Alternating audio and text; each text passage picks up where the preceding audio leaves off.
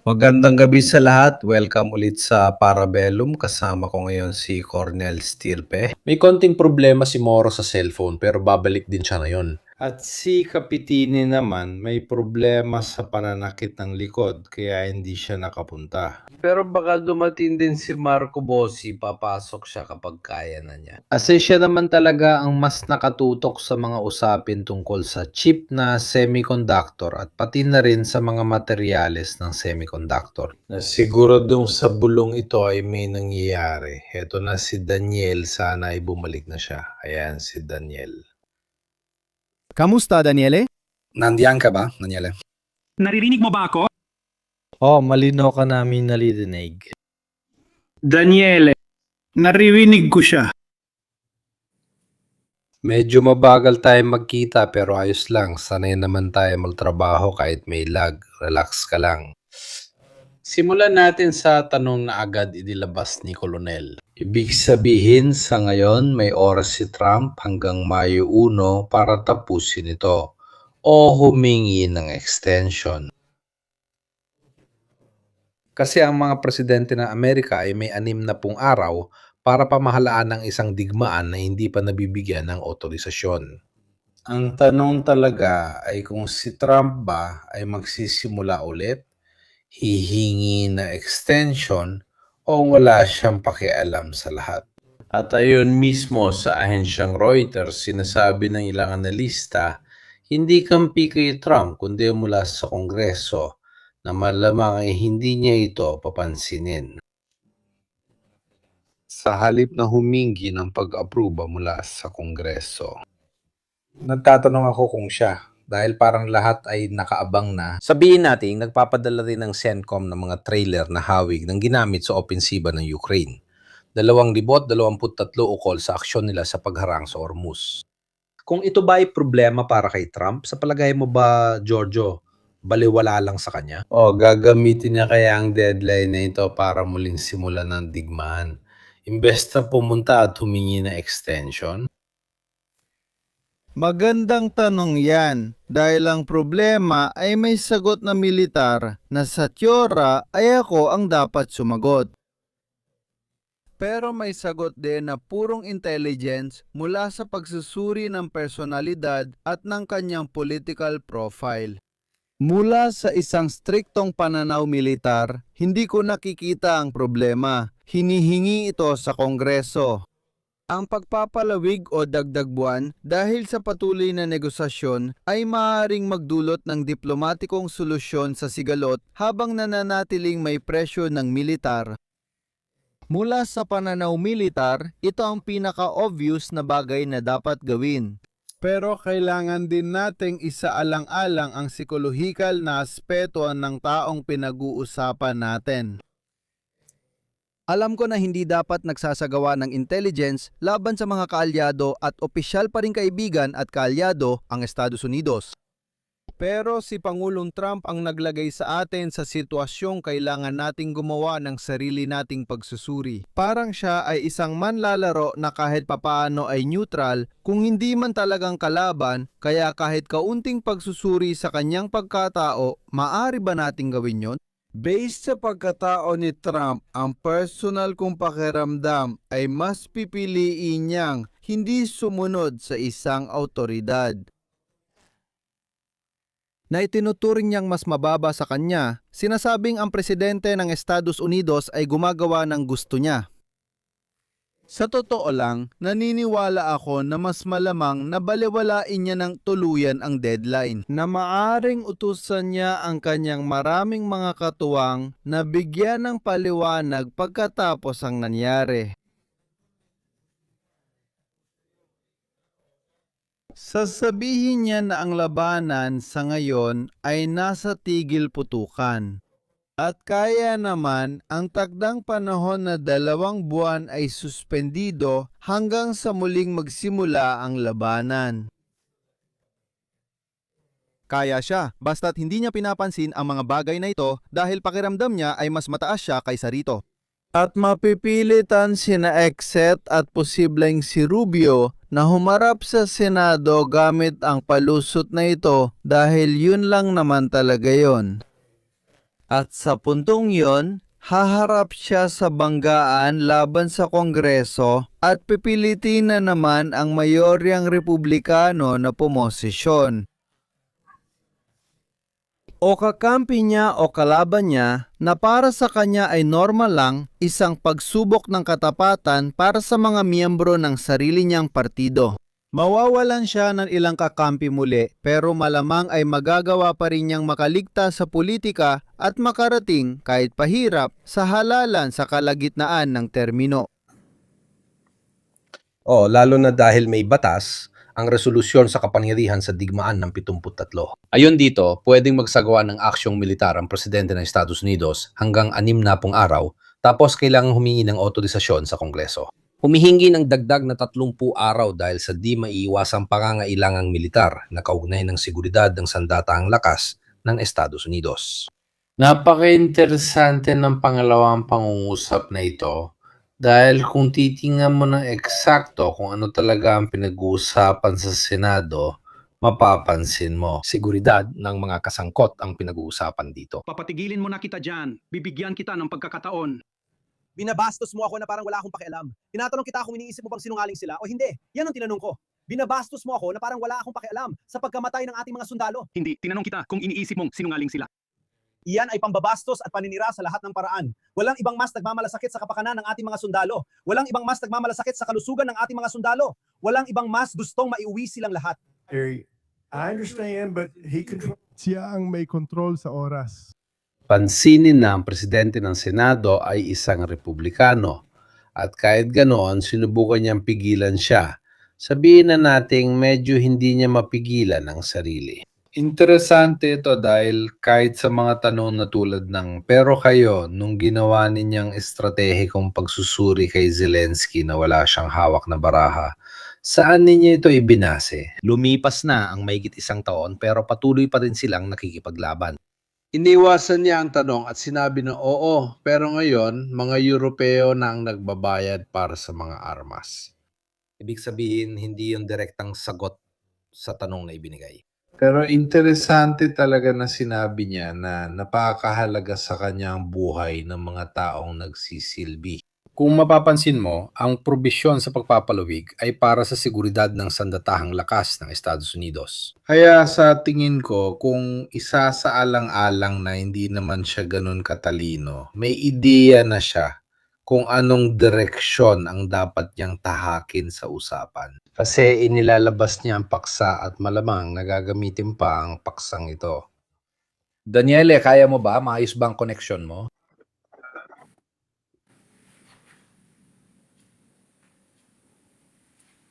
Daniele, naririnig mo ba kami? Pakinggan mo. Sige, naririnig ko kayo. Naririnig mo ba ako? Oo, sige. Kaya. Sa ngayon ako. Oo, sa ngayon ako.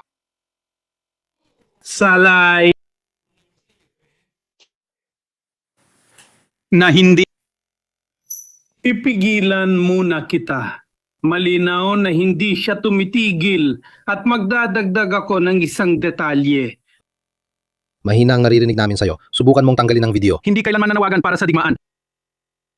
Salamat. Sa palagay ko, base sa nakita. Sa tingin ko hindi niya kaya. Basta alisin mo ang video, okay na rin ang audio. Siguro isusulat ko na lang. Samantalahin ko na habang siya ay nagre-recover. At sasabihin ko sa inyo na huwag gamitin ang video kung hindi kaya ng koneksyon. Para makita rin ang pagbabago, hindi ba, ng posisyon ni Trump na yon na malapit nang matapos ang pahinga. Mapapansin na nagsimula na magpadala ng trailer ang CENTCOM na nagpapahiwatig na handa na sila. May ilang mga source sa media tulad ng Axios na nagsasabing na nakausap nilang ilan, gaya ng dati hindi ba, taong may alam sa mga pangyayari. Na halos, kung hindi magtagumpay ang negosasyon, balak nilang magsagawa ng ikalawang bugso ng mga pag-atake para makita kung mas magiging bukas ang mga iyon. Sa tingin ko may dalawang estrategy rin, di ba, Giorgio? Ang mga stock ng Iran sa kasalukuyan nilang produksyon, hindi na sila masyadong makakadagdag, kaya kailangan nilang itigil, isara lahat, o sobrahan ang sarili nilang stock. Maaari itong maging malaking problema at naniniwala akong bahagi ito ng estratehiya ng Amerika, ang pagharang sa harang. Pero ang mga Iranian sa totoo lang, mula sa isang mahigpit na pananaw militar ay nasa isang medyo madaling posisyon. Dahil sila ay nasa isang sitwasyon kung saan walang nagaganap na labanan sa lupa, kaya walang panganib na mawala ng teritoryo. Ang labanan ay umiikot lamang sa pagpapaputok at sila ay isang diktadura. Hindi nila kailangan ng suporta ng taumbayan. Kaya sa teorya, pwede nilang ipagsawalang bahala ang lahat, takpan ang kanilang mga mata at tanggapin lahat ng suntok na kayang ibigay ng mga Amerikano.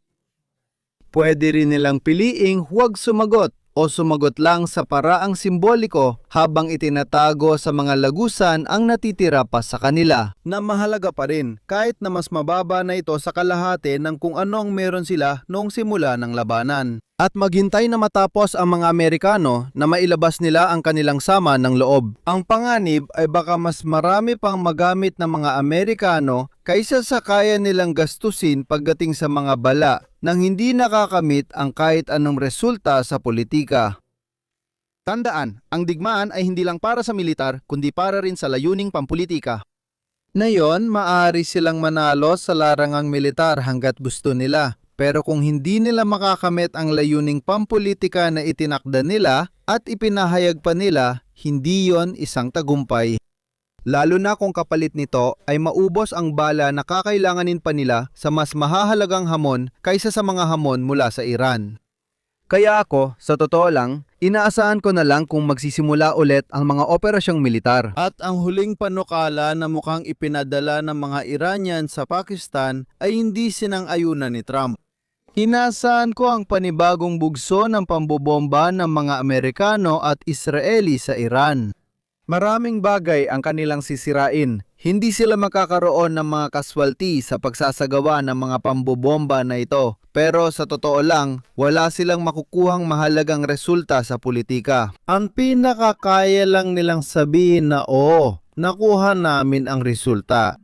Ganap naming winasak ang kanilang mga reserba ng uranium. Nasabi na nila ito minsan, maaari nila ulit itong sabihin. At ito ay maaring maging isang pampulitikang lusot para kay Trump para makaalis siya sa kumunoy. Pero malabong makamit talaga nila ang ganitong resulta. Ngayon, dapat tayo mag-focus sa ekonomikong pagsusuri kaysa militar at alamin kung hanggang kailan panatilihin ng Estados Unidos ang ganitong uri ng presyon.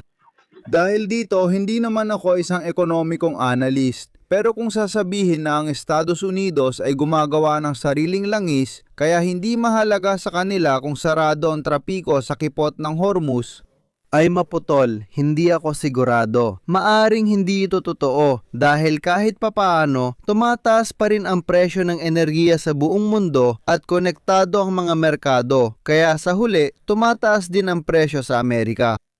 At alam naman natin na kung may isang bagay na hindi kayang tiisin ng isang presidente ng Amerika, yon ay ang pagtaas ng presyo ng gasolina sa loob ng Estados Unidos lampas sa isang tiyak na antas. Hindi ko maalala, parang $100 bawat litro yon. Huli na tayo. Hindi. Sa gasolinahan sa Estados Unidos. Hindi sa gasolinahan. Kung lalampasan mo yung 4 na yon. Gallons, mga $4 kada galon, mga ganon. Kapag lumagpas sa limitasyon, natatalo raw sa eleksyon ang presidente sa pagkakaalam ko. Hindi ko lang matandaan ang eksaktong limitasyon. Kailangan natin ng economic analyst na magpapaliwanag ng tunay na sitwasyon at kung hanggang kailan kayang ipagpatuloy ng Estados Unidos ang krisis na ito. Totoo namang hindi rin kaya ng Iran, pero balik tayo sa usapan, diktadura ang Iran at kahit mamatay sa gutom ang kalahati ng populasyon nito, ganoon pa rin. Sa mga nasa kapangyarihan, wala silang pakialam masyado. Tingnan natin kung nandyan si Daniele. Kaya mo? Naririnig ko kayo. Sige. Naririnig niyo ba ako? Kaya sinasabi ko, hindi niya kailanman tinanggap na nasa digmaan siya. Kaya malamang na ang sinasabi ni Coronel Stirpe ay ang laro na nasa isip niya. Ibig sabihin, hinihingi ko ang dagdag na 30 araw. Alam kong oo lang naman ang sasabihin ng mga Republikano kong kinatawan kahit ano pa ang hilingin ko at gusto ko ring ipunto.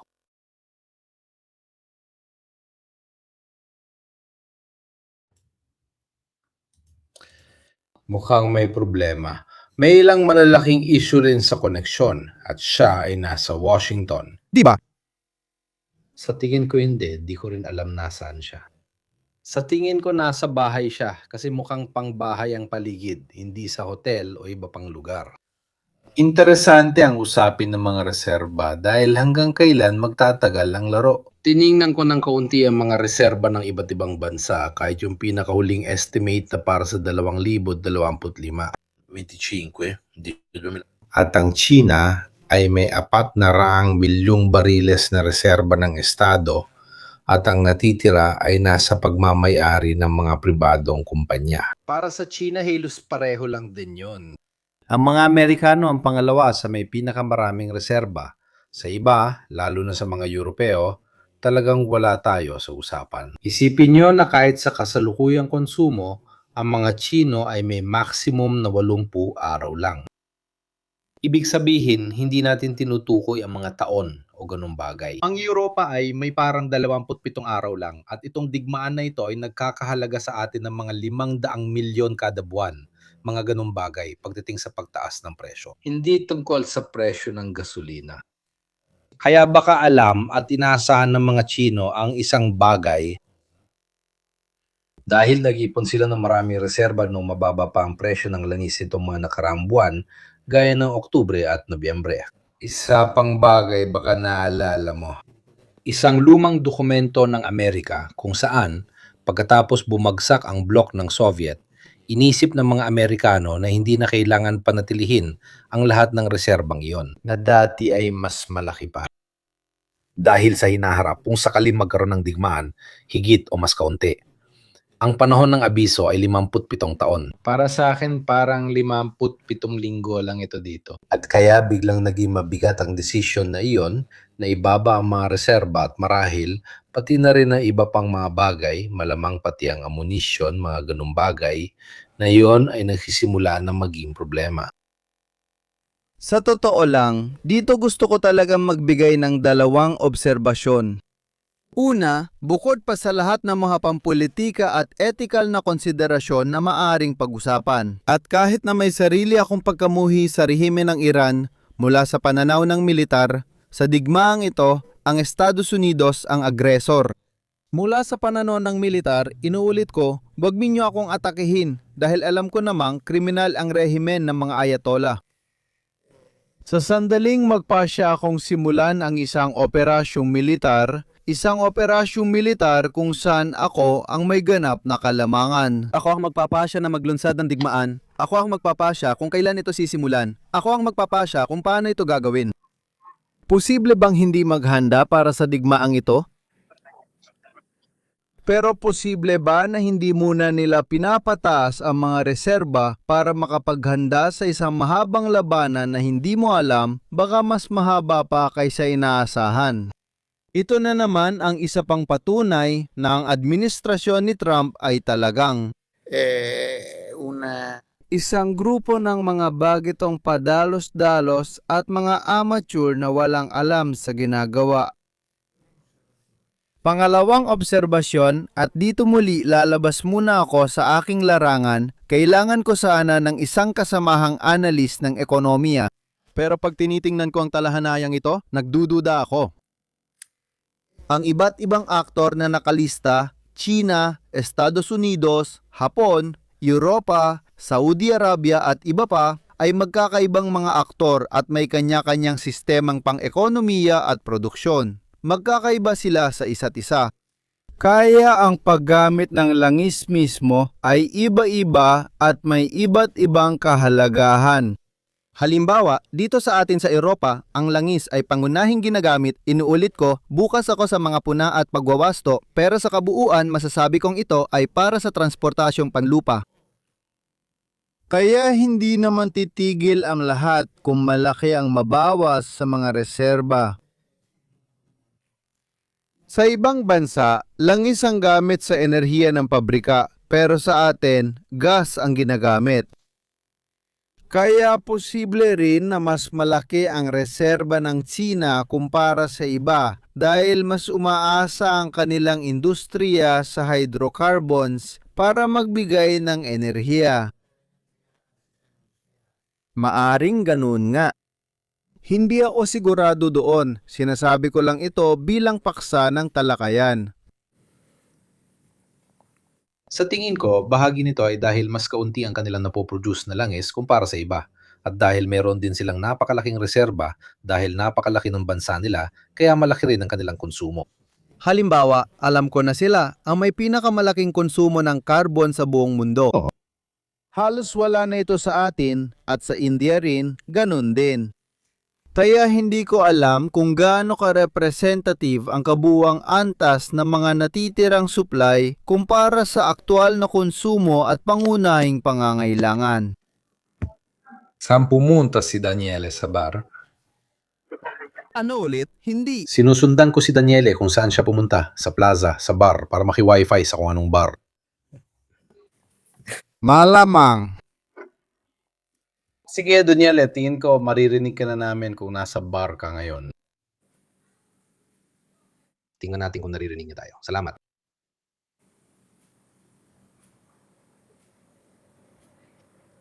Daniele! Hindi habang nagpapagaling siya. Samantalahin ko ang pagkakataon para magdala ng isa pang paksa sa iyo. Kamakailan mayroon tayong balita tungkol sa Israel at may ilang pang mga kaugnay na balita na sa tingin ko ay medyo interesante. Isa, ang Saudi Arabia, pasensya na, ang United Arab Emirates ay umalis sa OPEC Plus. At higit pa rito, tumanggap na sila ng mga sistema ng depensa sa himpapawid, pati na rin tropa ng Israeli para sa depensa. Isa ba itong pagpapalit ng amo ng pinuno? Pagpapalit lang ba ito ng inaasahan? O dito ba, gaya ng sasabihin ni na Aldo Giovanni at Giacomo, dito ba binabalitad ang laro? Pero masasabi ko na ang United Arab Emirates ay sumusunod sa isang patakaran na halos kapareho ng mga bansang Europeo. Dinidiversify nila ang kanilang la loro dipendenza. Sa parang hindi na sila aasa lang sa iisang manlalaro. Ang mga Emirati ay sabihin na nating napaso ng husto sa paraan ng pamamahala ng Amerika sa sigalot. Halos lubos silang nakakasundo tungkol sa sigalot, hindi tungkol sa politikal na inisyatiba na salakayin ng husto ang Iran. Pero malalim din ang kanilang pagkadismaya sa pamamahala ng Amerika sa sigalot na nag-iwan sa kanila ng mas lantad kaysa sa inaasahan nila. Kaya naman sila ay nagsisimulang mag-diversify. At kapag gusto mong mag-diversify ng iyong mga alyansa at ayaw mong umasa sa isang otokrasya tulad ng Russia o China, hindi naman ganun karami ang mga option mo. Landyan ang Estados Unidos, sa rehiyon ay naroon ang Israel, na tiyak pagdating sa militar at pagkatapos ay naroon ang Europa. Ngayon, ang mga bansa sa Gulpo ay nagsimulang mag-diversify mismo mula sa Europa. Nagsimula silang pumasok at pumirma ng mga kontrata sa iba't ibang bansang Europeo. Una na rito ang Italia, Pransya, at ngayon ginagawa na rin nila ito sa Israel. Masasabi kong ito ay isang ganap na pragmatikong pananaw kung paano harapin ang isang mundo kung saan ang Estados Unidos ay hindi na isang katiyakan. Isa na naman itong palatandaan na sinisira ni Trump ang hegemonikong posisyon ng Estados Unidos sa mundo at ginagawa niyang isang kapangyarihang pangkontinente ang Amerika. Ang saklaw ng impluwensya nito ay hindi na sumasaklaw sa buong mundo, kundi nakikipagkumpetensya na sa iba pa. Ito ay dahil sinira niya ang soft power. Sinira niya ang walang kondisyong tiwala na tinatamasa ng Estados Unidos mula sa karamihan ng mga bansa. Maaring talakayin kung tama ba ang tiwala ngayon At dahil dito, nagpasya ang mga United Arab Emirates na ngayon ay may ilang bagay na hindi na kayang garantiyahan ng Estados Unidos, hindi na nila ito nagagawa sa pinakamagandang paraan. Sino ba sa ngayon ang nagbibigay ng impresyon na may pinakamagandang depensa sa himpapawid sa buong mundo? Israel. Pagkatapos ng Israel, sino ang kasunod? Ang Ukraina. Ang mga bansa sa Golpo ay pumipirma ng mga kontrata sa Israel, sa Ukraina at sa Italia at sa ibang bansang Europeo para hindi na lubos umasa sa Estados Unidos. Sa oras na makita nila na para sa labanan laban sa Iran, ang mga misil na Patriot ay inililipat sa magdamag mula sa isang kaalyado papunta sa isa pa, sila ay tama lang na magtanong.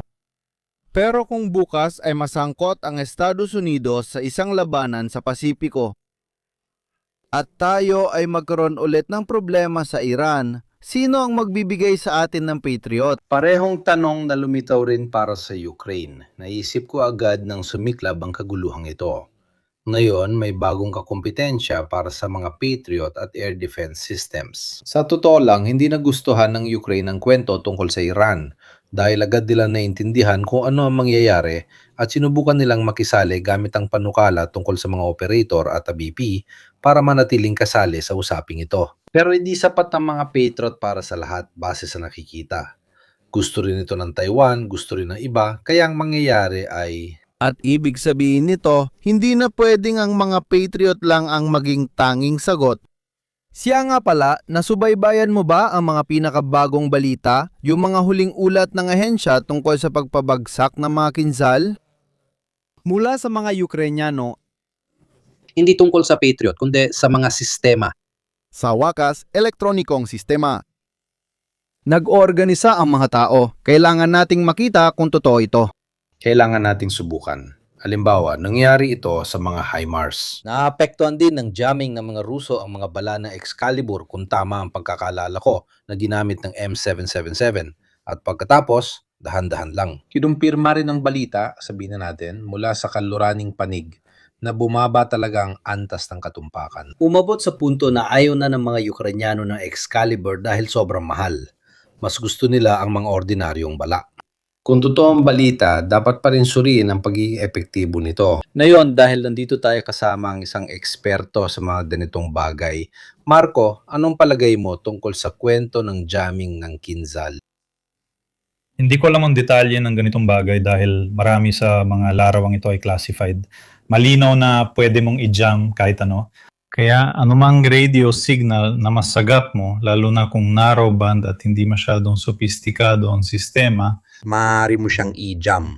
Pero may time frame para gawin yon. Ibig sabihin, kung bumagsak yon ng Mach 5, Mach 7 at BP, at idagdag mo pa ang electronics, mas mabilis na libo-libong beses ang mga elektronikong proseso kaysa sa mga mechanical na proseso palagi. Kaya mahalagang alamin kung paano ito gumagana. Halos wala akong alam kung paano gumagana ang bagay na yun. Pero ang nasasaksiyan natin ngayon, sa totoo lang, gusto ko lang linawin. Ito ay isang bagay na matagal na namin sinabi noon, na ang mga elektronikong ginagamit natin sa lahat ng mga ganitong sitwasyon ay bahagi ng isang bagay na bago at bahagi rin ng isang bagay na minana mula sa nakaraan. Napag-usapan natin ito sa isa mong programa kamakailan at maraming pondo sa Amerika ang patuloy pa rin inilalagay sa mga sistemang legacy. At marami sa mga bagay na ito, parisalin ay sponsorahan niyo ako, palagi kong naririnig ang mga terminong ito.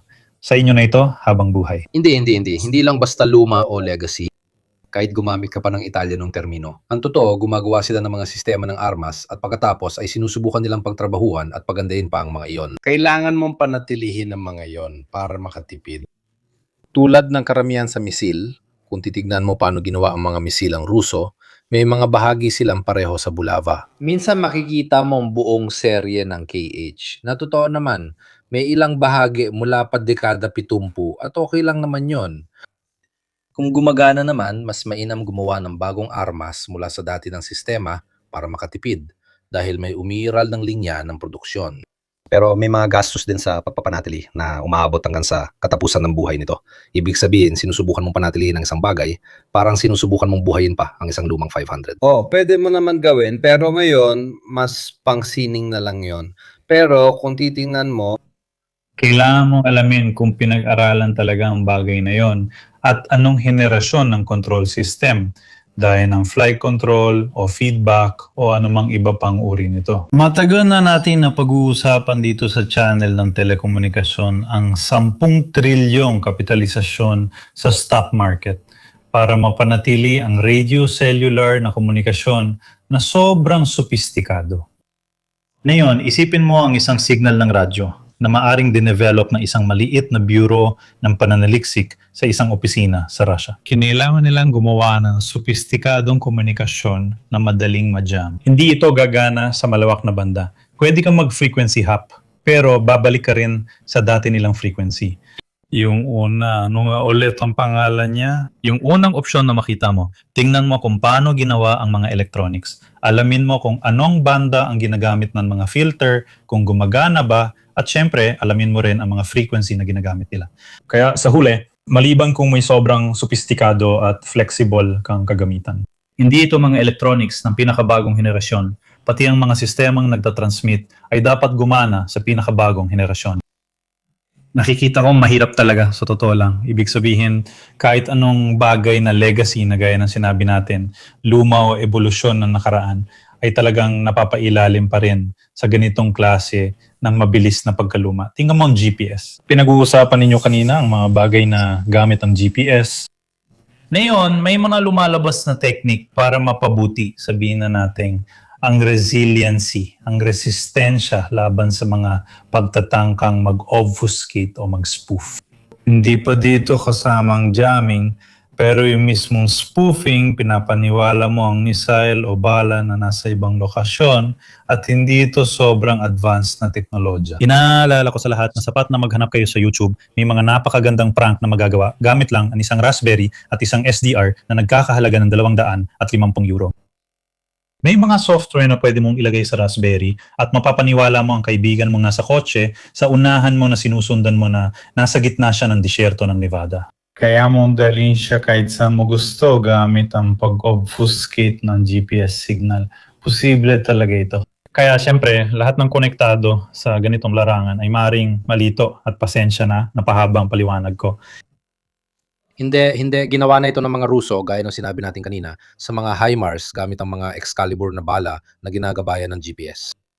Sa huli, ang isang misil na gumagalaw sa ganong bilis ay hindi mo naman kailangang ilihis ng malaki. Ang Zero Tuldok 00, isang na pagbabago ay maaaring magdulot ng daang metrong pagkakamali at naipon ang epekto nito.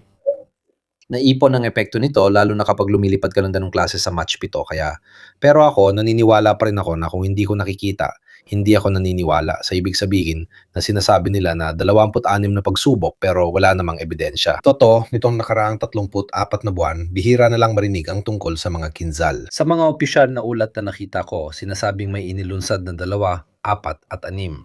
Kailangan ko siguro mag-double check sa pamamagitan ng pagtingin sa lahat ng pagkakataon na may tinamaan na target ang isang kinzal. Para makita kung ilan ang inilunsad at idineklara, ilan ang mapapatunayan natin tumama sa target, at ilan naman ang lumihis ng landas. Kumpara sa huling 4 na buwan, dati mula simula ng taon o halos 5 buwan, pero ngayon 4 na buwan na lang.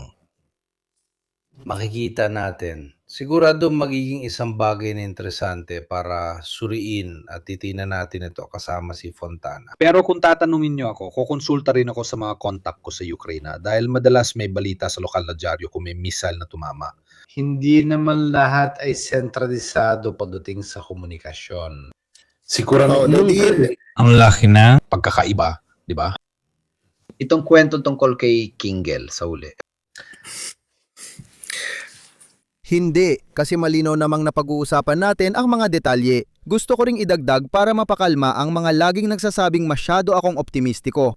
Isaisip din natin na ang paghahanap ng solusyong ECM, isang solusyon sa electronic warfare para maneutralize ang isang missile, ay hindi ang solusyon laban sa mismong missile na yon. Ito ang pansamantalang solusyon.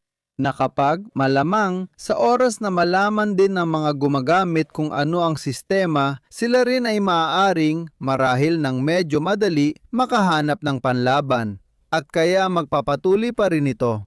Pasensya na kung naputol kita, pero kapag sinabi ng mga Lucarini na pigilan nila ang 26 sa mga iyon, malamang nagbago na ang mga Ruso ngayon. Walang dahilan para ikwento ang ganitong bagay, maliban kung tapos na at nagbago na talaga. Pero sa totoo lang, Dito si Marco ay malamang makakapagkumpirma ang totoong digmaan. Mula sa elektronikong pananaw, ang ibig sabihin nito ay pilitin ang kalaban na magdagdag pa ng isa pang gadget sa kanilang sistema ng armas. Ginagawa itong lalong magastos at lalong komplikado para buuin. At kaya sa paglipas ng panahon, nagiging lipas na ito.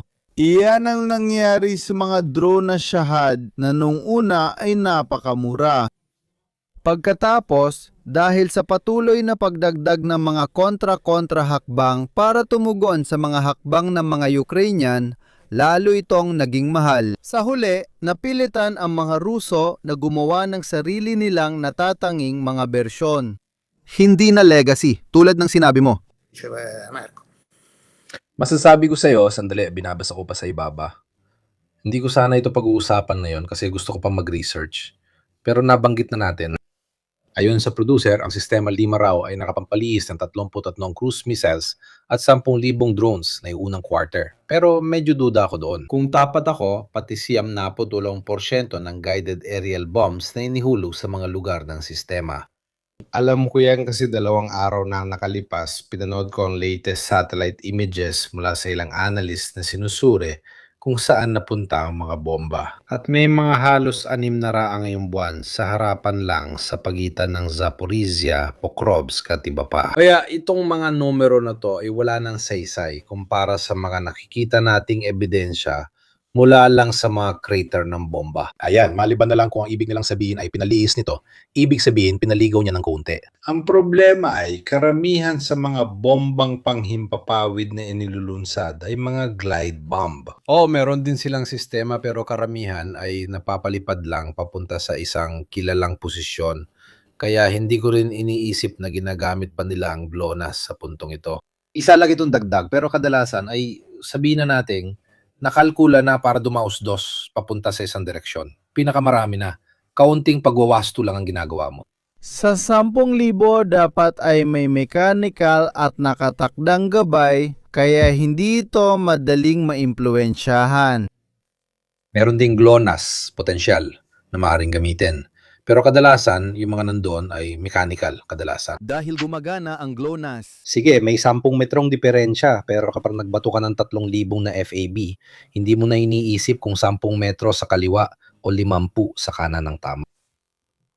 Nandun lang tayo. Sabihin na natin, bumabalik sa sinabi ni Giorgio, sa tingin ko totoo, na may mga hakbang na napipilitan ang kalaban na gumawa ng kontra. Mas epektibo ang mamayon. Gusto kong magbigay ng halimbawa.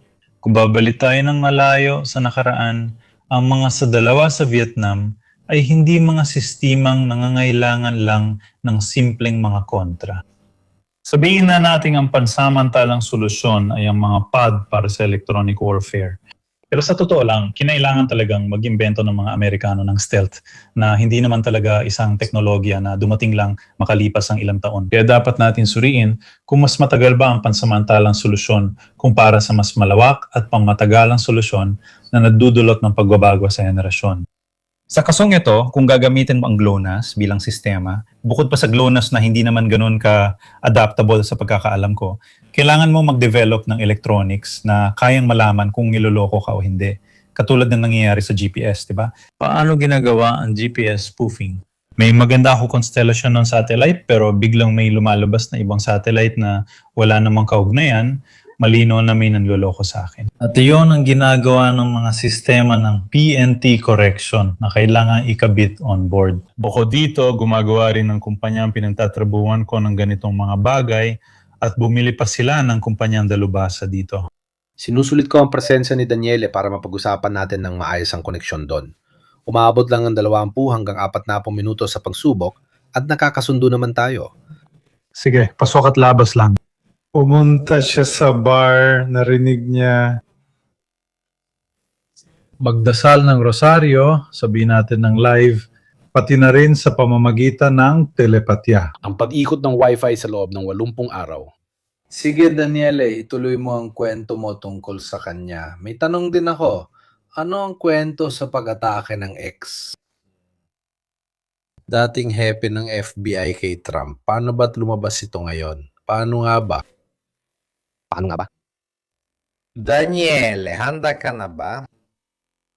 Oo, isa na namang, naririnig niyo ba ako? Isa na namang episode ng paghihiganti na kumbaga 12 taon na mula nang pumasok si Trump sa politika ng opisyal, na halos sa lahat ng pagkakataon ay hinihiling na arestuhin si Hillary Clinton, ipakulong ang dating hepe ng CIA at ang dating hepe ng FBI. Nang namatay ilang linggo lang ang nakalipas ang isa pang dating direktor ng FBI na si Mueller, si Trump sa kanyang masamang asal ay nagsabing natutuwa talaga siya na namatay ito. Kaya may isang pagsusuri na ginawa kaninang umaga tungkol mismo sa isyong ito kay Comey, kung saan lumalabas na hiniling daw ni Trump sa kagawaran ng katarungan na ipaaresto siya at dalhin siyang nakaposas. Si Comey, na halatang nag-isip ng mabuti, ay nagpakita na mag-isa bago pa lumabas ang palabas na ito. Malinaw na nagkamali si Comey dahil itong senyales na ipinost niya at pagkatapos ay tinanggal. Sa totoo lang ay isang napakasamang, paano ko ba sasabihin? Isa itong bagay na hindi dapat ginawa ng isang dating direktor ng FBI.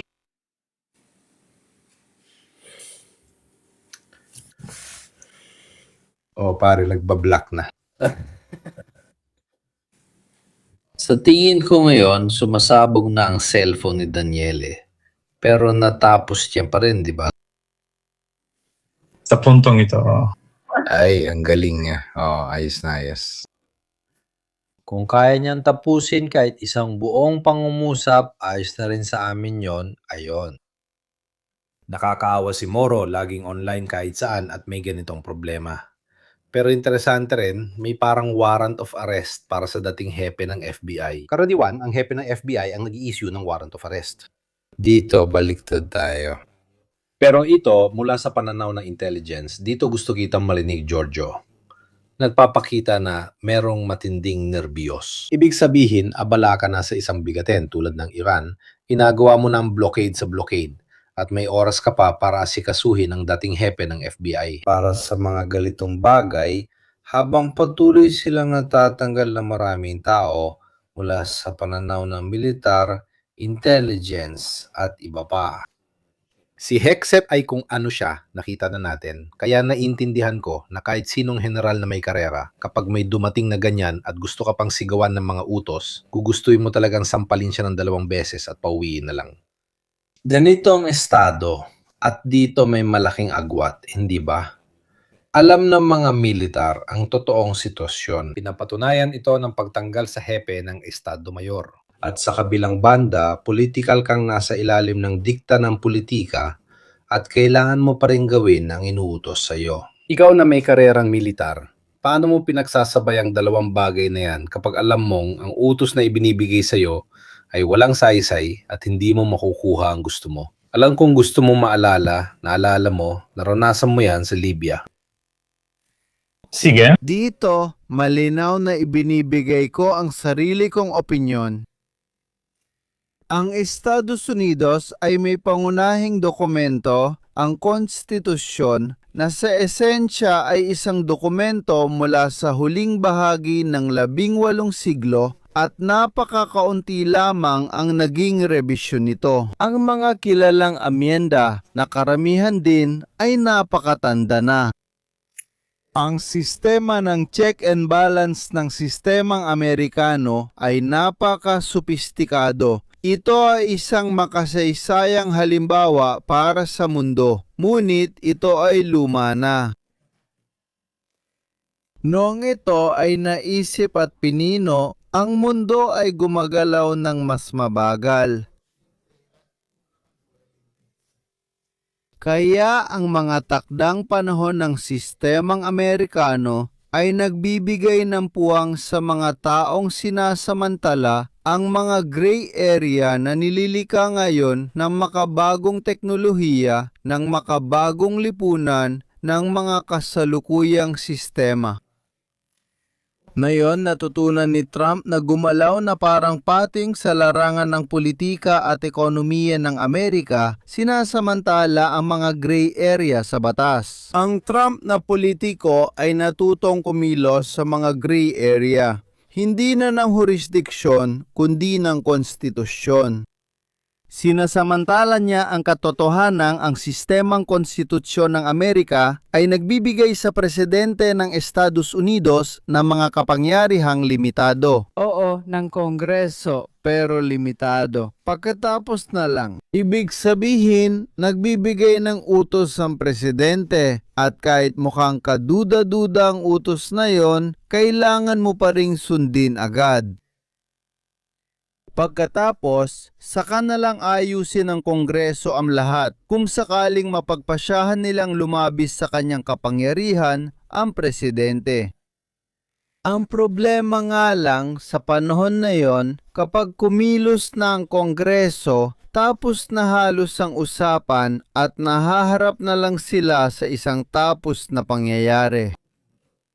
At dahil dito, nauuwi sa sistema ng pagkapangulo na nanginhibabaw ang kapangyarihang ehekutibo kaysa sa kapangyarihang pambatasan o lehislatibo. Dahil ito sa bilis ng pagpapatupad ng mga kautusan na inilalabas nito. Sa mga sistemang Europeo, iba ang sitwasyon dahil ang pinuno ng pamahalaan kapag nagbibigay ng utos, kailangan muna niyang makakuha ng pahintulot ng maaga. Ang pahintulot mula sa parlamento. Kaya, para sa akin bilang militar, nagiging madali kung susunod ako o hindi dahil may utos ako mula sa sanggay ng ehekutibo na pinagtibay ng sanggay ng lehislatibo. Sige, hindi na pinag-uusapan. Dapat talagang isang ilegal na utos, hayagang ilegal na tinatanggihan kong sundin. At kahit paano, protektado ako sa oras na tumanggi akong sumunod dahil nakasaada dapat akong tumanggi sumunod sa isang utos na hayagang labag sa batas. Sa Amerika, hindi ganon. Dahil sa Amerika, bilang isang sundalo, kailangan mong sumunod sa iyong chain of command. Na ang pinakaulo ay si POTUS, ang Commander-in-Chief, na inuulit ko, sumasagot lang sa Kongreso pagkatapos ng mga pangyayari. Hindi niya kailangan ng agarang pahintulot, kaya ako bilang sundalo, sa sandaling mapagtanto ko na ang utos na natatanggap ko sa Amerika ay isang kalokohan, mali at nakakasama sa aking bansa at sa integridad ng aking sandatahang lakas. Maari ko lang itong ipaalam. Oo, mga 2 buwan na nakalipas, pinaalis ni Exet ang maraming abogado ng hukbong katihan. Sa tingin ko, alam na nila na maraming pupunta roon at sila ang dapat sumuporta sa sundalo sa ganitong sitwasyon. Kaya may kaunting pagpaplano na rin, alam nilang magkakaroon ng pagtutol. Siyempre, pero ang totoo, kapag ayaw ko talagang sundin ang utos na yon, isa lang ang pwede kong gawin, magbitiw sa tungkulin. Pero kung magbibitiw ako, alam ko rin na papalitan niya ako ng mas hindi karapat-dapat kaysa sa akin basta't susunod lang sa kanya. At kaya ako, na responsabal sa buhay ng mga tao ko, kailangan ko ring itanong sa sarili ko, pero kung magbitiw ako, hindi ba mas lalo kong inilalagay sa panganib ang buhay ng mga tauhan ko? Hindi ba mas lalo kong sinasaktan ang sarili kong bansa? Talagang inilalagay ni Trump ang mga sundalong Amerikano sa isang sitwasyong hindi na kayang panindigan sa etikal na paraan. At ang personal kong pagkasuklam sa kanya ay nagmumula talaga dito. Nararamdaman ko, lalo na dahil may ilan pa akong nakakausap, ang paghihirap ng mga kasamahan kong Amerikano. Talagang nakikiramay ako sa kanila dahil wala silang takas. Hindi nila alam ang gagawin, nahihirapan sila. Wala silang kawala sa sitwasyong iyon. Kung magito sila, para itong pagtaka sa responsibilidad. Pero kung hindi sila magbito, kailangan nilang sumunod sa mga utos na malinaw na mali. Pasensya na, sinasagot ko na rin ang tanong na ito. Isang opisyal militar ng Noruega sa isang artikulo ng article, hindi ko alam kung ito ay talagang nakasulat sa Italiano, pagkatapos ay isinulat niya na ang armada ng Russia ay napakalaki at makabago. Salamat. Sa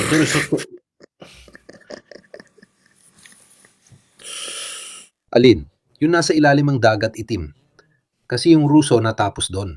Kampo sa ilalim ng dagat, oo, advance, kailangan talagang sabihin. Sa larangan ng mga submarino, patuloy silang gumagastos at napanatili ang isang antas kahit nahirapan sila. Pero sa totoo lang, kakaunti na lang talaga ang natitira sa kanila ngayon. Kung pag-uusapan ng bilang, hindi talaga malaki ang kanilang hukbong dagat at sa katunayan, sa kasaysayan, hindi naman talaga naging malakas ang hukbong dagat ng Russia ninong ikalawang digmaang pandaigdig, ninong ikadalawampung siglo. Ilang beses lang sila nagtangkang subukan, saludo kay Otsushi, pero hindi talaga yon ang forte nila. Ibang laban sa ilalim ng dagat kasi siguradong advance sila, lalo na hanggang kalagitnaan ng dekada 80, nang uhuna talaga sila noon. Ngayon, makikita natin na kaunti na lang ang natira doon. Ang fleet ng submarino, oo, at may tuloy-tuloy na labanan sa pagitan ng... Nabanggit ko ang isang kolaborasyon ng mga Ingles at Norwego para magpatupad ng deterrence laban sa aktibidad ng mga Russian submarino sa dagat ng Hilaga.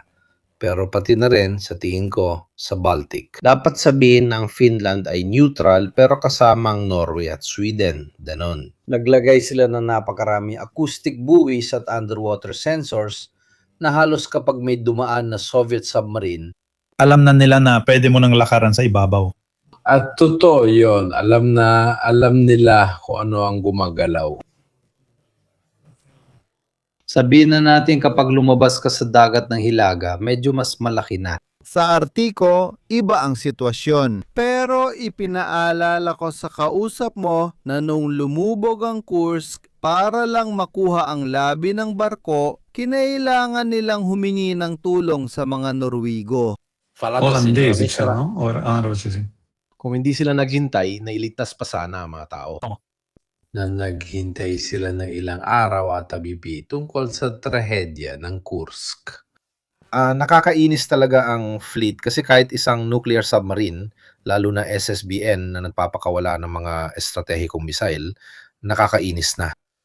Pero hindi ito isang fleet na talaga namang nagpapahirap sa kahit anong bansa. Isipin ninyo ng estratehiyang pandagat ng Russia noong Cold War ay punuin ng armas ang mga barko at kung magkaengkwentro sa American Navy, ipuputok lahat para magdulot ng malaking pinsala. Sa mga Amerikano, alam natin na pagkatapos noon, lulubog din ang natitirang fleet, kaya para na iyong isang lungsod. At limitado sa oras ang operasyon ng hukbong dagat ng Russia. Oras para sa operasyonal na lugar. Nabasa ko ng Baltic ay mababaw lang, kaya madali lang talaga. Ang tanging labasan ay Murmansk. Ibig sabihin, kahit anong unit ng hukbong dagat ng Russia sa Arctic na mahirap hanapin, kailangan pa rin nilang magpa-refuel balang araw. Ang pagkakarga ng gasolina ay pwedeng gawin lang sa isang base ng hukbong dagat sa dulo ng fjord na alam ng lahat. Kaya kapag nakalabas na ito, kailangan niyang tapusin ang kanyang misyon na alam niyang hindi na siya makakagawa pa ng iba pang misyon. Kaya ang banta ng hukbong dagat ng Russia laban sa Norway ay isang bagay na maaring tumagal ng 1 o 2 buwan pagkatapos ay natitira na lang ang 4 na nuclear submarino na magagamit. Ang mga yon ay tumatagal ng higit pa sa 4 na buwan pero nasa antas lang ng digmaang pirata, digmaang korsaryo tulad ng ginawa ng mga Aleman noong ikalawang digmaang pandaigdig, wala nang iba pa. Mas maestratehikong halaga sila kaysa sa simpleng panggulo lang. Pero kung nakialam ang plota ng dagat itim, delikado na. Tumahimik ka. Huwag mo akong udyukan. Nakikita ko nang umiinit ang mga sektor ng Kyiv, Kirov, Minsk at Sverdlov. Huwag kang mag-alala, kabisado ko na ito. Sa gitna na nangyayari, nandyan din ang pahayag na ito ni Trump. Ang Estados Unidos ay nag-aaral at nire-review at paikliin na lang natin ang mga posibilidad ng pagbabawas. Ang tropa sa Alemanya na nabawasan na simula dekada 90 ay muling nabawasan at bahagyang nadagdagan lang noong sumiklab ang digmaan sa Ukraine. Kung hindi ako nagkakamali, mula 45,000, 55,000, mga ganong bilang. Ayan, itong mga senyales na ito, yung sinabi ni Trump noon na palalayasin ng Espanya mula sa NATO. Wala namang mekanismo para palayasin ng isang bansa mula sa NATO. Wala. Ayaw na niyang umalis, gusto niyang palayasin lahat ng iba. Parang ibong kuko. Alam mo ba kung paano kumikilos ang inake na ibong kuko? Inilalagay ito sa pugad, tapos itinatapon nito palabas ang lahat na iba pa. Sa teorya, may mekanismo ng suspensyon, pero kailangan pa rin itong aprubahan ng karamihan, halos lahat ng Atlantic Council. Ibig sabihin lahat ng bansa, yung ibang mga bansa, kailangan lahat sila ay sang-ayon sa pagsuspinde ng isang miyembro. At mas malamang na magkaisa ang lahat sa pagsuspinde sa Estados Unidos kaysa magkaroon ng tunay na kasunduan. Kung pakikingan si Trump, isususpinde ang Espanya. Kaya kalimutan na natin, talagang katawa-tawa na ito. Pwede lang maniwala dyan ang mga naniniwala na ang NATO ay pag-aari ng Estados Unidos na ginagawa nila ang gusto nila rito at hayaan na natin ang kanilang mga paniniwala. Alam nating hindi ganoon. Alam ko, kahit bawasan ang puwersa sa Alemanya, kailangan pa rin ng pag-apruba ng Kongreso. Kaya dito, pwede tayong mapunta sa sitwasyon na maaari siyang magbigay ng utos na, alam natin, ay hindi naman lubusang lehitimo. Paano matatapos ang bagay na ito? Muli, magkakaroon ng banggaan ng mga institusyon sa Amerika. Kaya hindi, dito si Trump na naman ang bumibira ng malalaking pahayag. At para bang naglalaro lang siya, naglalaro siya ng isang napakalaking laro ng pandaigdigang estratehiya, hawak niya ang pinakamalaking laruan sa buong mundo. Ang Estados Unidos ng Amerika, kasama lahat ng kanilang mga kagamitan, kabilang na ang mga kagamitang militar na siyang pinakakinadigiliwan niya. Gusto niyang maglaro sa pinakamalaking palaruan sa mundo na sa ating kamalasan ay ang mundo mismo. Pero hindi niya talaga naiintindihan ang ginagawa niya. Tanong kay Giorgio, hindi kay Orio. Orio lang tawag ng mga kaaway sa kanya. Sa loob ng 3 taon, pwede bang maibalik ang natanggal na general sa bagong administrasyon? Paano tayo makakaahon mula sa sakuna?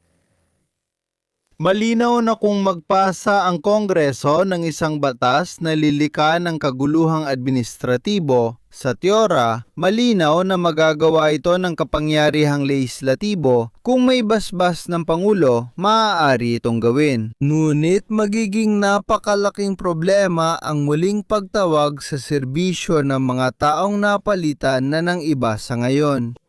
Kaya ako, si General B, ay tinawag para palitan si General A na tinanggal na sa pwesto. Kapag muling tinawag si General A, ako namang si General B na wala namang kasalanan at nasa bago ko ng posisyon, Naitalaga ka na ulit at nasayang mo na lahat ng pagkakataon.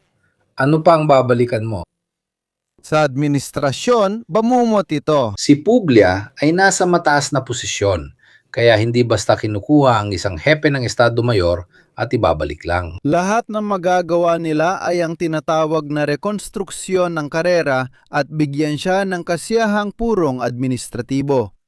Hindi na posible ibalik sila sa dati nilang posisyon. Sa kasamaang palad, ang mga taong ito ay biktima ng isang kalagayan, ng isang makasaysayang kondisyon na naglagay sa kanila sa ganoong posisyon. Kakabigay lang niya ng panibagong pasabog, kadyat na balita.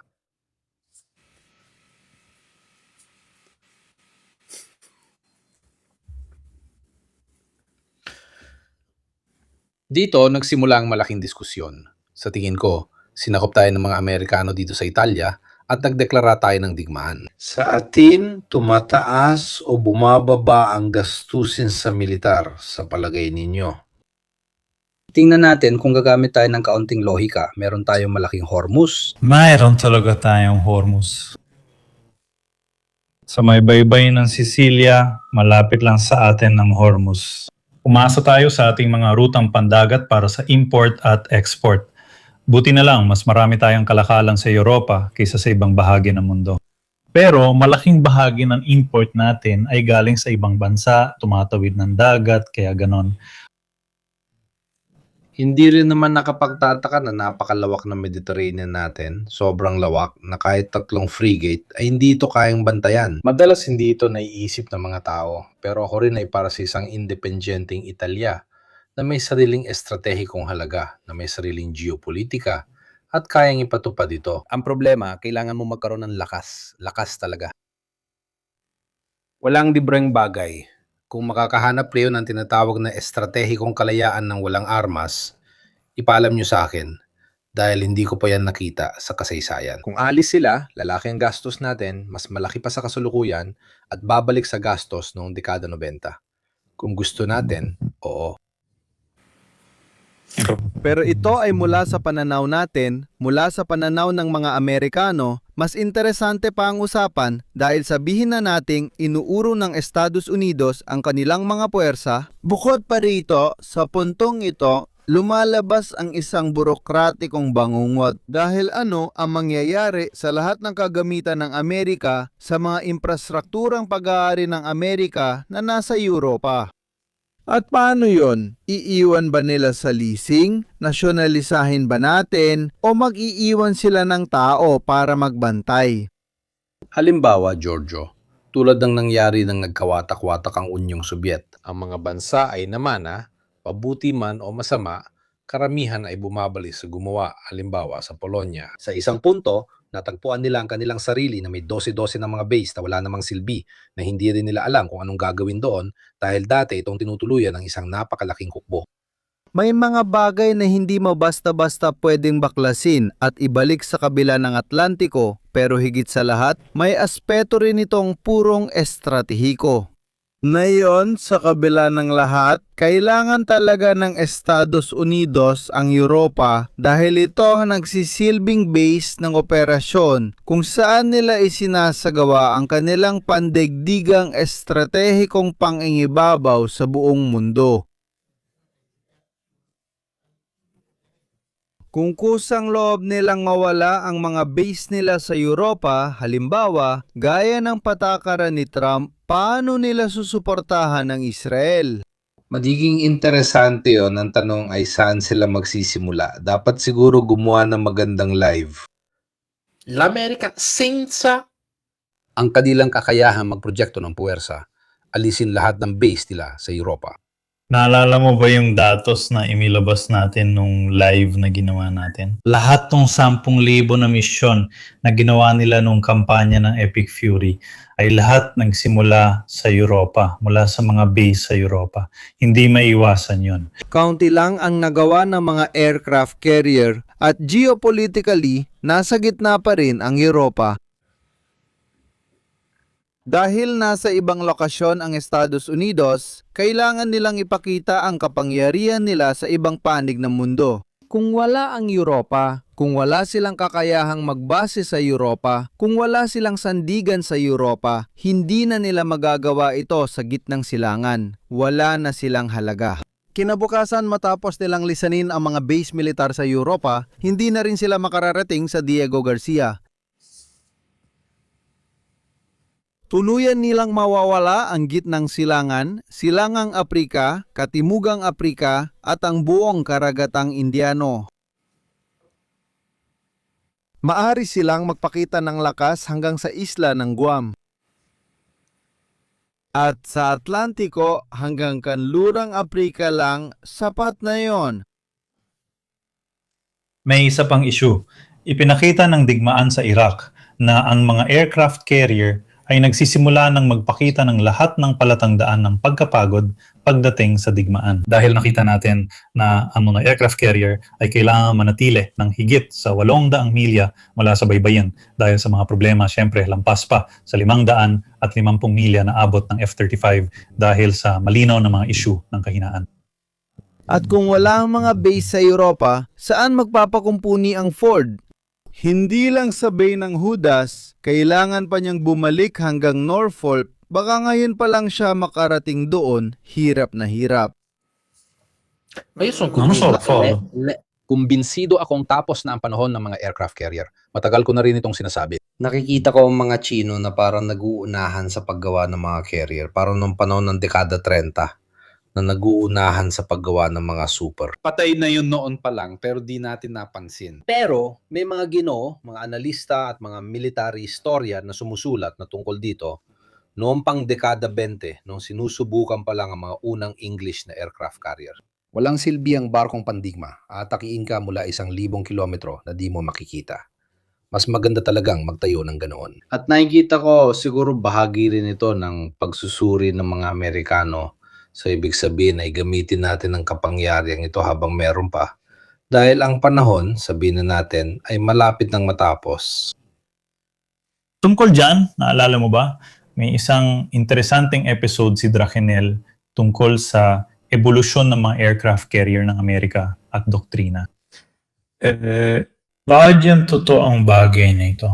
Ibig kong sabihin, kung naalala mo, nung itinayo nilang una, kaya ang Lexington at Saratoga, sabihin natin kambal, yung may malaking tambucho. Kaya Lexington at Saratoga, sila ang mga una. Ang naval aviation noon ay binubuo pa rin ng mga biplano. Wala pa itong kakayahang magdala ng napakabibigat na torpedo. Kaya sa totoo lang, may dahilan pa rin nun. Ibig sabihin, ang mga eroplano ay tinitingnan pa lang bilang maliliit na gamit para sa pagmamasid. Kaya noon, maligit pa ang kakayahan sa operasyon na makapinsala sa battleship. Iyan ang dahilan kaya may pag-aalindanan pa nun. Perplexita sa pamumuhunan sa mga aircraft carrier at hindi na pinapansin ang mga napatunayan at epektibong solusyon gaya ng mga barkong pandigma. Nagkaroon ng mabilis na transisyon noong dekada 30 nang dumating ang mas mabibigat na eroplano na kayang magdala ng mas mabibigat na torpedo at bomber na nagbago sa pilosopiyang ito. Pero tayo ay nasa ganitong sitwasyon kung saan ang digmaan sa Ukranya at ang digmaan sa Iran ay talagang nangyayari. Itong transisyon mula sa teknolohiya na itinuturing pampandagdag lang tulad ng mga drone at mga anti-ship missile, papunta sa sitwasyon kung saan ang mga ito ay talagang nagbabago ng senaryo pagdating sa mga armas. Opinyon ko lang ito bilang hindi eksperto. Hindi ko alam, si Fuller ay nagsulat na noon pang dekada 20 tungkol sa posibleng paghahatid ng torpedo ng mga biplano. Hindi rin aksidente ang pagkatama sa Bismarck. Yung kay Smartfish. Totoo yan. Pero sabihin na natin na sa simula ng dekada 30, wala pa talaga. Kahit na kung matatandaan mo, karamihan ng pinsala sa Midway ay ginawa rin ng mga dive bomber ng mga pulang Orlandi. Ngayon, para di tayo lumihis ng usapan, sige. Noong simula ng digmaan, pangit talaga sila maliban sa long range na paghahagis ng mga Hapones. Pero ibang usapan na yon. Oo, may mga nakakita ng potensyal at kaunti na lang magagamit na talaga. Nandyan na ang kagamitan. Magiging mas malakas at mas makapangyarihan pa sana para nakakakita ka ng kotse noong dekada 10-15, di ba? Alam mong pagkalipas ng 20 taon, mas bibilis pa ito. Baka bulletproof na rin. Ganito ko talaga nakikita mga aircraft carrier. Napansin ko may isang tao na nag-isip ng tungkol dito. Pwede ring sunugin ng ilang tulay, Giorgio, pati mga proxy at kakayahang magpalawak ng impluensya. Kasi magagamit natin ito pero kalaunan, mawawala rin ang yaman na ito. Kaya mas pabuting kunin na natin lahat na yon, pati na rin mula sa mga kaalyado. Kaya na ipapamahagi rin ang bigat ng pasaning, sabihin na nating militar. Kaya umatras mula roon para bawat isa ay magbayad para sa sarili nila, subukang mag-ipon bago dumating ang hindi maiiwasang pag-atras o sagupaan. Kontra la China. Magpasensya ka na, pero parang mas lohika ito ng isang gamer kaysa ng isang estadista kasi. Gamitin na siya namang ginagawa ni Trump. Isa siyang gamer, naglalaro lang siya. Pero kung ang Amerika ay magsisimulang maging mapang-abuso, lalo na sa mga kaalyado nito, dahil alam nilang kaya nila itong gawin gamit ang kanilang lakas militar na yon. Alam na nila na bukas, hindi na nila magagawa ito. Pasensya na, isa itong diplomatikong at estratehikong pagpapakamatay. Ibig sabihin, alam mong magiging mahina ka at hinahanap mo pa ang mga kaaway mo. Sa mismong sandali na nagiging mahina ka, yon ang panahon na kailangan mong subukang magkaroon ng mas maraming kaibigan hanggat maaari. Pero siya, hindi siya nadiisip Dayami Amesi, nadiisip siya sa sarili niyang paraan. Ibig sabihin, sa loob ng 4 na taon, wala na ako rito. Ito ang pagkakataon kong maglaro. May laruan ako. Gusto ko itong gamitin. Ayokong maging katulad ng mga nauna sa akin na may laruan pero hindi naman nila ginamit. Gusto ko? Isang bagay na pinag-uusapan namin ni Mirko kahapon habang nag-uusap lang sa telepono. Ngayon, nakita natin na ang mga ballistic missile ng Iran ay umabot na ng 4,000 kilometer ang abot. Pare, sa tingin mo ba na mula 4,000 ay magiging 10,000? Sa palagay ko, ang pagtalon, lalo na kung ang sistema ay may sistema ng nabigasyon na ibinigay ng mga ikatlong panig tulad ng mga Ruso o mga Chino, sa huli ay ganoon na nga. Isang usapin lang ng paggawa ng mas malalaking tubo na may kaunting mas advanced na mga sistema. Hindi rin naman sigurado, nabasa ko rin dati na may mga nagsasabi, halos parang teorya ng sabuatan na ang Hilagang Korea raw ay nagbigay ng mga intercontinental ballistic missile. Isipin na lang natin kung hindi masyadong pinanood ng Tera. Nandun ang mga taga-Hilagang Korea, pero alam mo ba ang punto, Bardo, kung maaari kitang singitan? Kung gusto mong umabot ng 10,000 kilometro, hindi strategic bombing kundi nuclear bombing ang usapan dito. Kaya lamang magdala ng pampasabog sa ganung distansya. Pero maliit lang. Kung paputukan mo ako ng 100 missiles mula 10,000 kilometro, ano ang kaya mong patamahan? Isang base pang himpapawid. Isang data center? Mas may senso. Data center. Isang data center o isang pabrika ng semiconductor sa Arizona. Nagdadala yan ng pinsala, sila ang single point of failure ng buong bansa. At higit sa lahat, ang ilang mga piraso na sobrang sensitibo ay talagang mga bagay na at hindi pa kasama ang epektong psikolohikal. Sa isang sandata na ang isang aircraft carrier ay nagkakahalaga ng 13 tuldok, $5 billion. Ilang ballistic missile ang magagawa sa 13 tuldok, $5 billion gamit ang kasalukuyang teknolohiya. Kumusta? Hindi naman kailangan, ang ibig sabihin ng usapang yun ay natututo na ang mga biplane gumamit ng torpedo.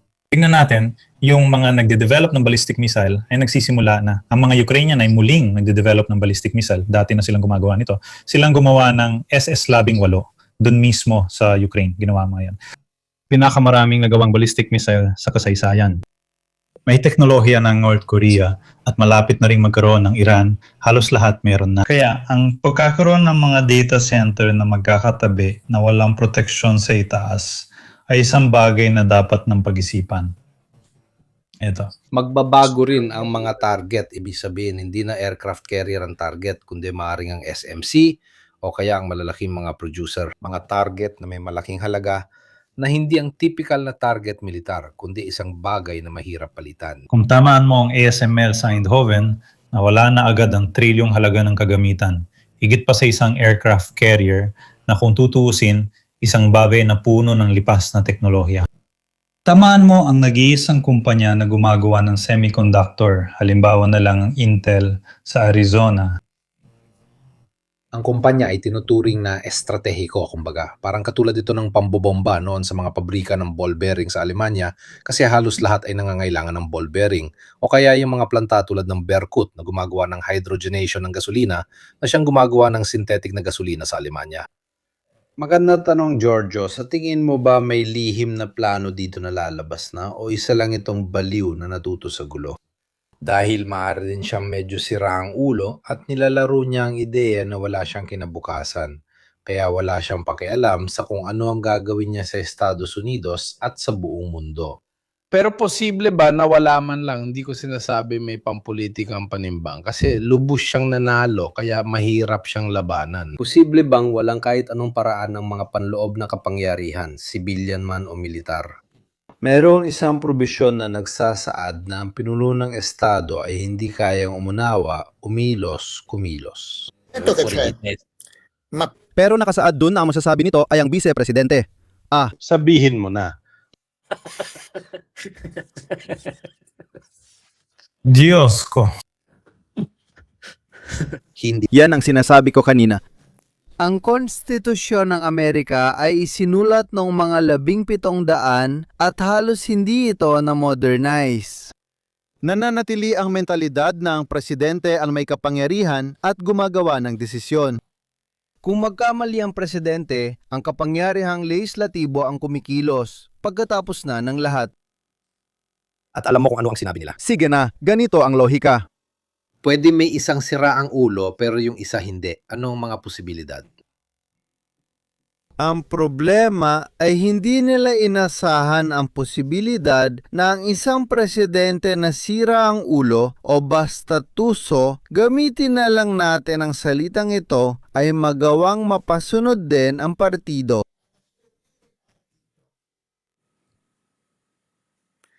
Kapag napasunod na niya ang partido o bago pa man siya maging presidente, kung napasunod na niya ang partido at nanalo siya sa eleksyon, mayorya na siya sa Kongreso. At sa ilalim niya, puro mga taong tapat lang sa kanya ang nandoon. Sa oras na yon, wala nang kumokontrol sa kanya. Salamat. Hindi inaasahan na ang isang taong tulad niya ay maaring mahalal kailanman. Pero sa kasamaang palad sa panahon ng social media, kung saan mas nabibigag pansin ang magandang itsura, ang mahusay magsalita, at hindi kinakailangang may laman ng isip na tulad ng isang estadista, sa kasamaang palad, ganito ang sitwasyon. Kaya sa ngayon, ang panganib ng isang pinuno ng estado na nalilihis ay, sa kasamaang palad, umiiral talaga. At yung mga estado na walang sapat na konstitusyonal na sistema para kontrolin ito, ay nalalagay sa mga sitwasyon tulad ng nararanasan ngayon ng mga Amerikano. Ang sagot ko dyan, sa kasamaang palad ay ako mismo ay nakarating sa konklusyon na wala talagang kumokontrol sa kanya. Gaya rin ni Putin, wala rin kumokontrol sa kanya. Pareho silang mga tao na nakamit ang halos ganap na kapangyarihan. At ginagagawa nila ang gusto nila, batay sa sarili nilang paniniwala at paghusga. Walang nakakakontrol o nakakabawa sa kanilang kapangyarihan, kaya nagagawa nilang magdulot ng malaking pinsala. Naniniwala silang tama ang ginagawa nila. Ayos lang tayo. May nabanggit na si Stephen Miller na yon ay kumakalat ang issue na nagtago raw siya sa likod ng buntis niyang asawa. Pwede ba akong bumalik saglit sa usapan ng mga misil na binanggit ninyo kanina? Oo, sige. Napansin kong interesante yon. Mas interesante kaysa kay Stephen Miller na nagtago sa likod ng buntis niyang asawa.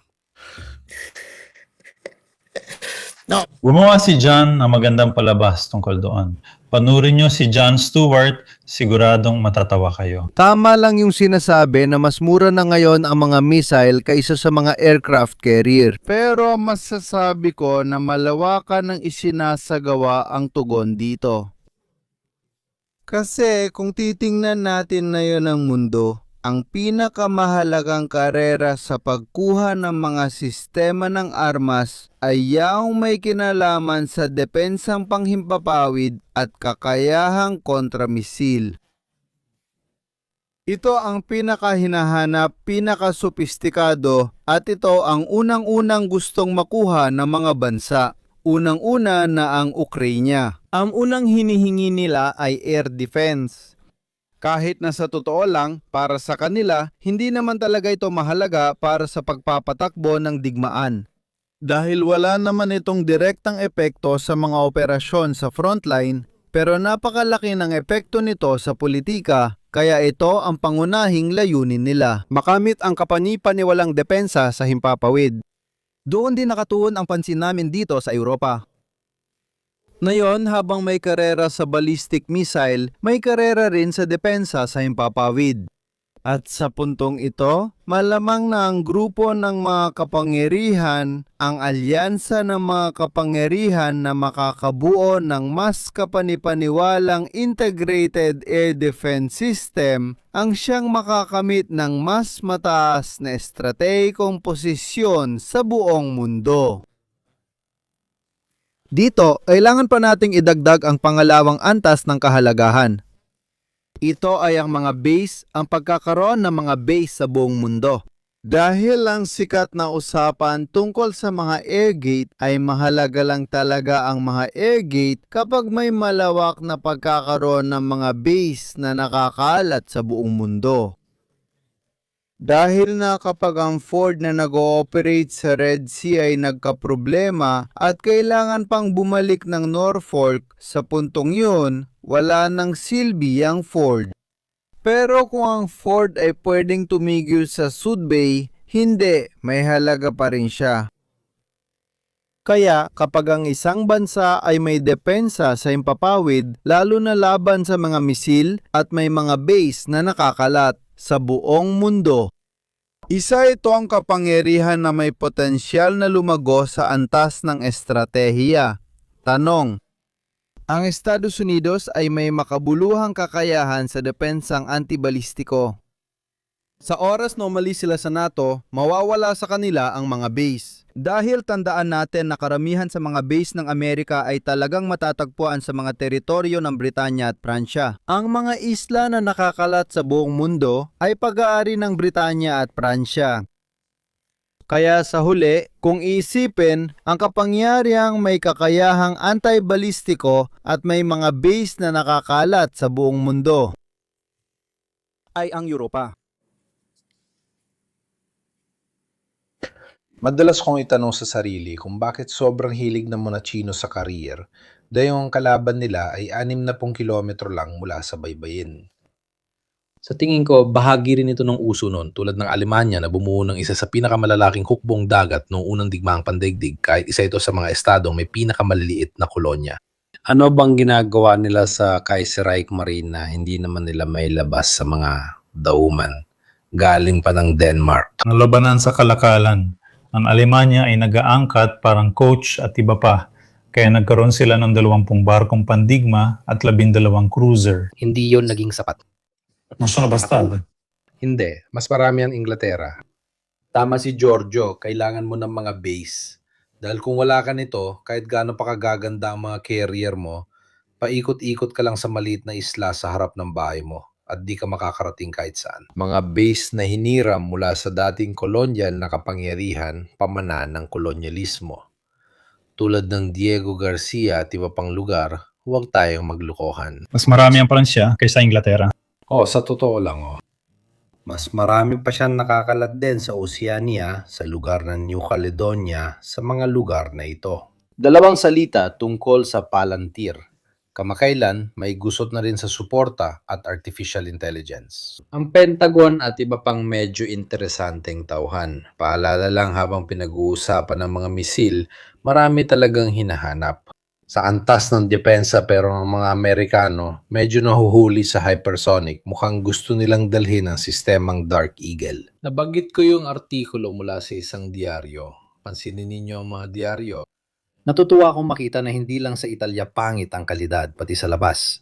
Middle East Eye, nilagyan pa ng IMARS. Sige na. Malamang merong isang bagay. Ang alam ko lang, gumawa sila ng sistema para makilala ang mga Versailles na naging sentro ng eskwelahan at pinaniwalaan nila. Kamakailan isang military asset ang lumabas, isang napaka-interesanting bagay.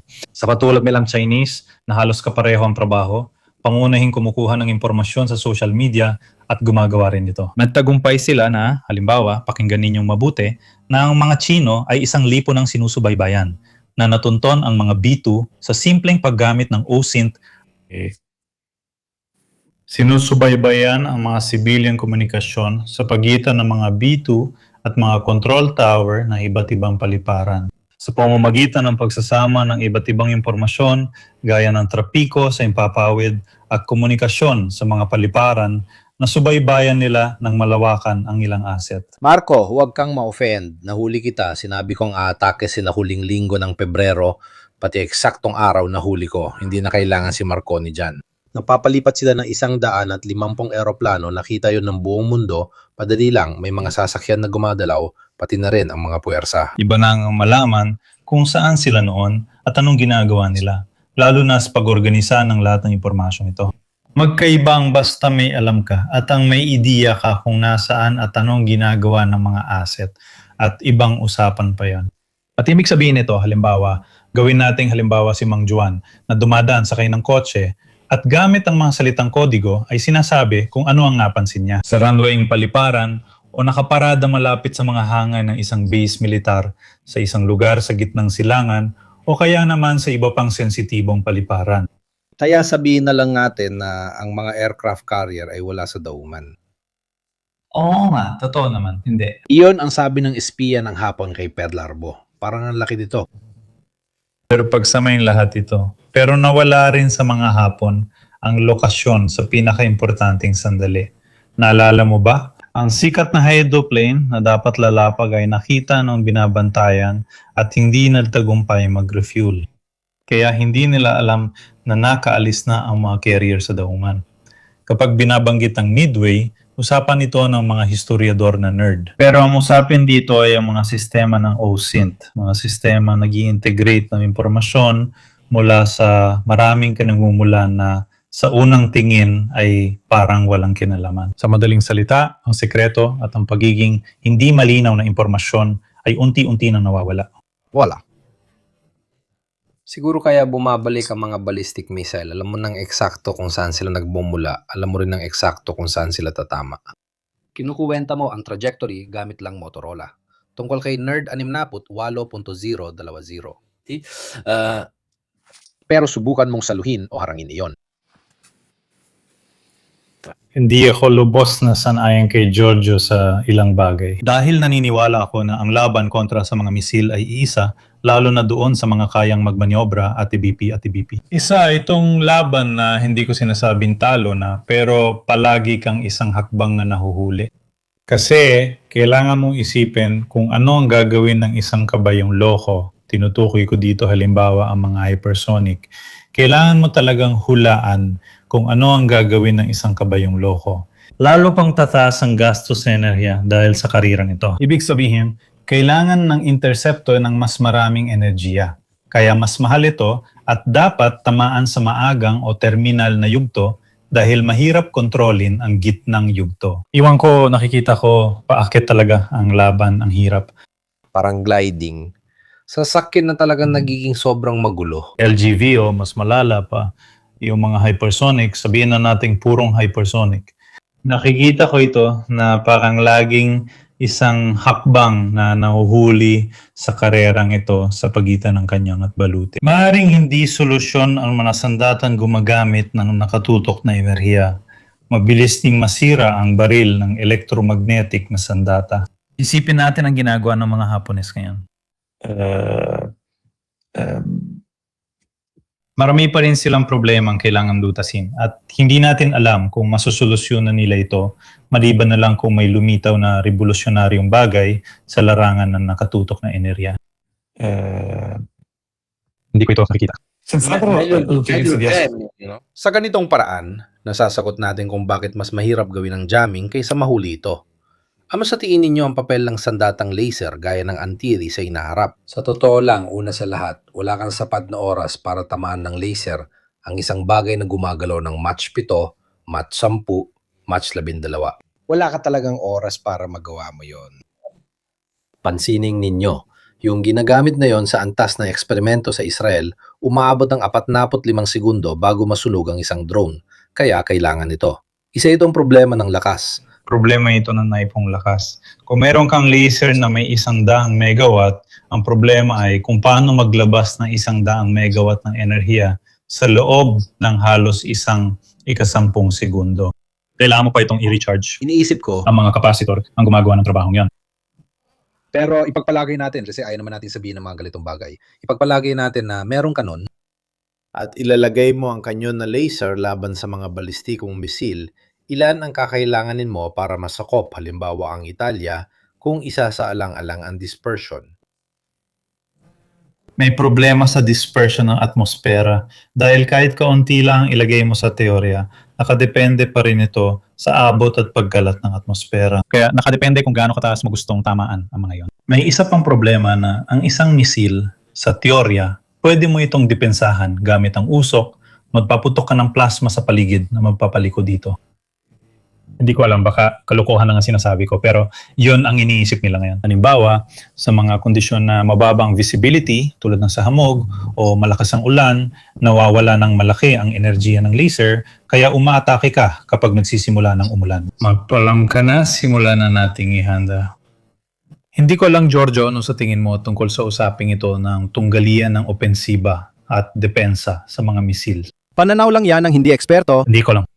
Pananaw lang yon ng hindi eksperto. Kahit na ako ay parang isang dinosauro na teknikal at sa larangan ng inhinyeriya, mas mabuti sigurong manahimik na lang ako. Pero ganoon ang pakiramdam ko. Ang pakiramdam ko ay ang laban kontra misil ay dadaan sa dalawang direksyon sa mga susunod na 30 hanggang 50 taon. Isa dyan ay ang mga railgun. Kaya gagamit tayo ng mga simpleng bala na may mataas na bilis gamit ang kinetic energy at magbibigay ito ng point defense laban sa lahat ng lalampas. Ang upper shield ay kinakatawan ng mga interceptor missile na gaya ng sabi mo ay palaging magiging napakamahal. Pagkatapos, magkakaroon ng mga sandatang nasa orbit. Dahil ang pag-asa na mapigilan ang mga ballistic missile, ibig sabihin yung mga gumagawa ng ganito at hindi yung mga cruise missile na mababa ang lipad, ang mga ballistic missile. Ang solusyon ay pigilan sila mula sa kalawakan sa sandaling nasa tuktok na sila ng kanilang orbit.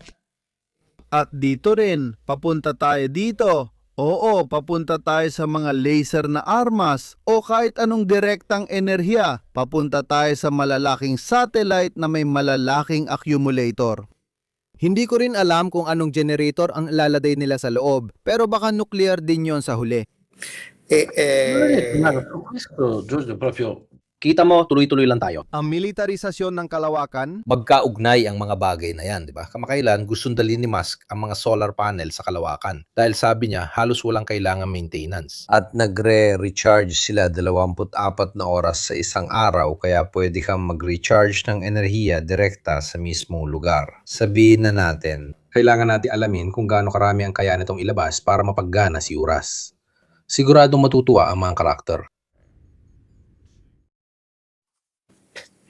Kailangan talaga ito kasi lahat gusto ang Laser One. Itong usapan na to ay talagang parang Laser One. Pero oo, malamang ganyan na magiging kinabukasan. May mga sinusubok ng satellite constellation, mas maraming satellite ang magtatrack, at posibleng makapagpadala tayo sa isang panig. Kailangan rin tingnan ang bilis ng bagay dahil hindi ito madali. Pero nakita ko na inilipat na ng mga Amerikano ang sistemang Dark Eagle. Forse contro l'Iran. Assimilation, Javier Junit. Ang ginagamit nila ay hindi lang Dark Eagle, mas higit pa ito, Depecho. Mga interception ng Iran, sa tingin ko ay mas para lang subukan, isang dahilan para subukan ito sa totoong sitwasyon. At saka, dahil may kakayahan ng Iran na mag-intercept ng mga bagay lampas pa sa Babara. 373 ayon sa ilang professor niya na hindi naman talaga ganun kagaling. Kaya para hindi na rin umaba pa, konklusyon. Sa tingin ko, si Trump ay hindi mapapakialam sa extension. Gagawin niya lang ang gusto niya. At sa totoo lang, tingin ko hindi rin susuko ang mga Iranian kasi ang pinakapunto talaga ay tungkol sa nuclear issue. Walang labis kulang, ikinalat nila ito sa buong bansa. Alam ng mga Amerikano na hindi mo na ito mababawi. Ayaw nilang palaganapin yon. Siguradong hindi papayag ang mga Amerikano na ibigay yon sa Rusya kasi ibibigay lang din ng Rusya. Papasok sila, lalabas sa kabilang revolving door. Para sa akin, si Trump ay may sunod-sunod na atake sa palitan ng pinaka-obvious at pinakatangang bagay para kay Trump. Iniisip niya na sa parehong paraan na ginawa niya dati, may mababago siyang resulta. Iyan ang pananaw ko. dahil sa ganitong paraan, nag-e-enjoy siya.